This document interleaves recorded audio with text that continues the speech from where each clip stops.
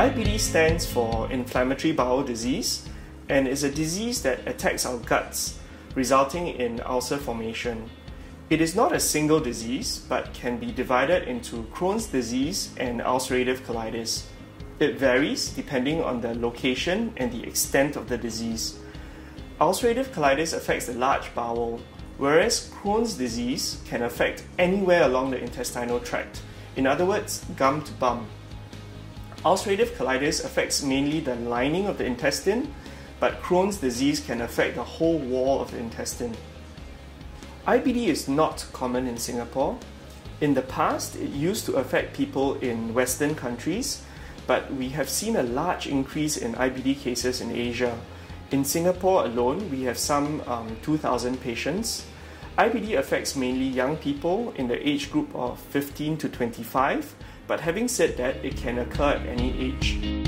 It was in 2009 that my family came back from a holiday from overseas, and we were in a good mood, but that's when my first symptoms started.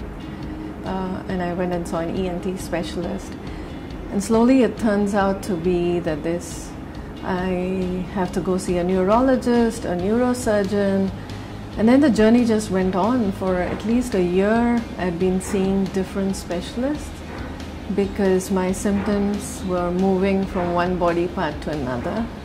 So I saw 10 different specialists like ENT, neurology, cardiology, dermatology, the list just goes on, and each one would say, yeah, something's wrong, but nothing serious enough to classify me as having certain illness. So there was no conclusion. More research is needed in this field. So if at all, it's science that has failed to provide an answer. And it's really not the doctor's fault that they couldn't diagnose me earlier, because my symptoms were not typical Crohn's disease symptoms. I just thought we need to accept it, that there is this illness and there is no cure. So all that I can do is help the doctors by doing my part. Life is in our hands. We have to manage it. In order to cope with Crohn's, you can't just say that I'm this, I must do this, or you have to alter your lifestyle. Live your life to the fullest. Whatever that you can do, do it. I mean, don't just think that, oh, I've got Crohn's and then I've got this illness, I can't do things, I can't work. If let's say I would sit the whole day at home, I think I'll be just thinking, how come things are like that, bad. So at least you go and mingle, once in a while this patient support group, go and join them, you have fun with them. It's, sometimes even in the patient support group, I don't think that we are like patients, we are having fun. The most common symptoms in children presenting with IBD are abdominal pain, diarrhea, loss of appetite, loss of weight, as well as fatigue. Some children with IBD can also have delayed growth and delayed puberty, for which as pediatricians we are very concerned about this. Apart from affecting the digestive tract, IBD can also affect system outside the digestive tract, such as causing eye problem, liver problems, as well as joint problems. Current evidence does suggest that in children who has got siblings with IBD, be it Crohn's disease or ulcerative colitis, there is a slight increased risk compared to the general population that this sibling may get inflammatory bowel disease. However, we need to bear in mind that this risk is relatively small, as inflammatory bowel disease is actually relatively rare in our population. There is approximately 160 to 180 children with IBD in Singapore. In KKH alone, we have close to 130 children who are affected with this condition. The youngest patient we have are 2 children who presented to our hospital at the age of 1 year old. A child with IBD can lead a normal life as other kids as long as we get their disease under control. They do have to take long-term medication. However, the important strategy for us as doctors looking after these children is to get their disease under control. Once their disease is under control, they can lead a life that is similar to other kids, meaning they can go to school as other kids do. They can do activities that they enjoy such as sports as well as go traveling with their families. When the doctor gave me the diagnosis, I was like confused, like what in the world is Crohn's disease? I was like, is this something new? Is this something ever happened to any other people? Like, why does it have to be me? So yeah, I was confused. Even my parents were confused, especially my mother. She was worried. She even had to go to Google and search what's Crohn's disease. Since I got this sickness and since it's incurable, what can I do? I just have to like hope with it. At one point I also said that I would rather just die than live through it in pain. But what my mother said was, suffer now and then enjoy later. And now I also understand that it's also better to just live through a normal life than, you know, like every day go to your bed and then start crying for 1 hour for unnecessary reasons, because you can't change the past anymore and what's done can't be undone. So you have to like just go through with it. So like, I mean, like taking medicines shouldn't be a very difficult thing. So it's also quite easy to cope up with that. Crohn's disease cannot be cured, but it can be controlled. All you need to do is like, you know, do some exercises, keep fit, eat properly.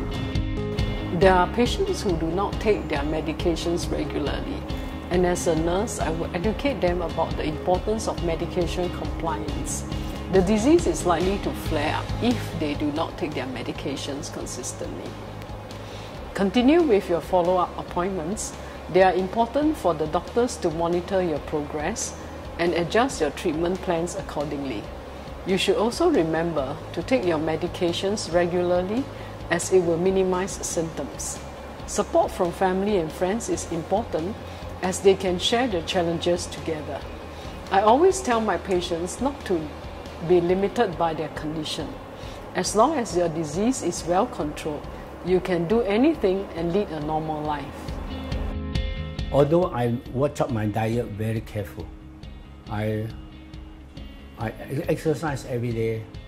I do my normal life， 什么我都很正常。突然间中了，整个人失去平衡。It comes so sudden, and my family very worried when I go to toilet every day. When I finish my business, they ask, breathing or not? Every day like this. This is a stress to Crohn disease. 这种病是不能够有压力的，必须要有正常的生活，很好的照顾你的饮食，还有一个很乐观的心态，要有这样多方面。所以我的那些计划、生意也好不可以做，所以我就改变我的生命，我就从事一些可以给我过一个比较快乐的晚年，我就开始醉心于书法。Professional case cost now medicine buying medicine is very high. Medicine very high.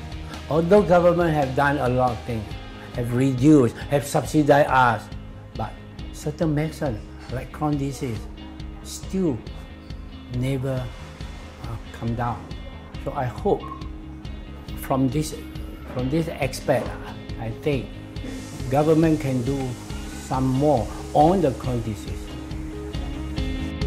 Imagine you all just have diarrhea and you go toilet 2, 3 times, 4 times, and then you all get tired, get weak.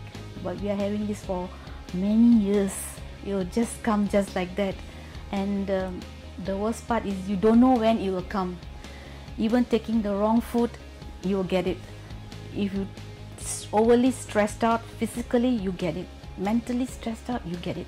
When I had this problem, I was mostly homebound because I do not dare to travel, the first thing. And my friends, I only talk to them over the phone or just send through emails. Initially, they couldn't understand in the sense that because physically I'm fine, I'm still doing housework, I'm still going to the market, they cannot see anything wrong.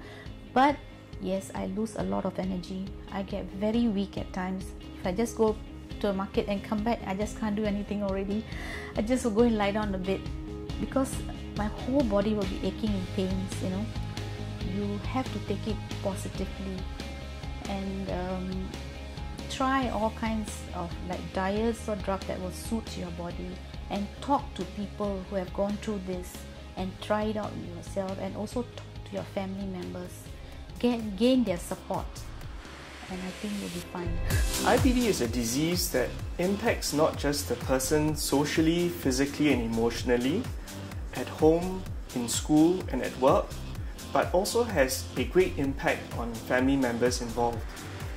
It is important that for the doctors knowledgeable in IBD, that they work closely with the patient to make things return to normal as quickly as possible for the patient. For the patient, it is a lifelong journey of problem solving and requires patience, perseverance and trust on the part of both the patient and the doctors involved. With my more than 10 years of experience in the charity sector, I felt I just have to do something to help other IBD patients. There are more than 20 countries around the world with organizations supporting IBD patients. If the numbers are increasing across Asia, these illnesses are considered rare in Singapore. It is a very empowering experience to see another patient and not feel alone while struggling to understand an illness we have never heard of. We are able to keep members of the group connected via WhatsApp, email and Facebook. Where possible, we shall promote research in the field of IBD. As these illnesses are more common in the West, most medical advances were initiated there.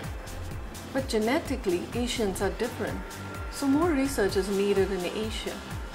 Our weather, water, culture, food habits, alternative medicines and practices can be looked at scientifically, and who knows, someday Singapore will find a cure for IBD.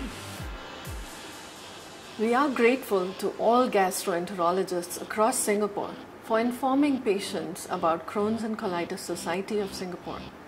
We organize monthly support group activities where even family members of patients are welcome. When one member of a family is diagnosed with such a chronic illness, the entire family is affected and needs support to cope emotionally as well as financially. Over the past 2 years, we have developed patient education and public awareness materials. These have been possible thanks to tremendous support from our panel of medical advisors and sponsorship from private companies. We are a new charity and trying our best to address some issues.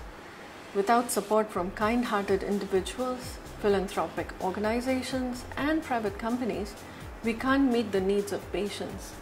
We of course need support from the government. People are alarmed to hear that more than 100 children in Singapore have IBD, and new cases are being diagnosed even as I speak. Just imagine a 1-year-old child diagnosed this month who has her entire life ahead of her. We are dealing with chronic illnesses. Help from you is sincerely appreciated. And I thank you on behalf of my fellow IBD patients and of course the EXCO members of the Crohn's and Colitis Society of Singapore.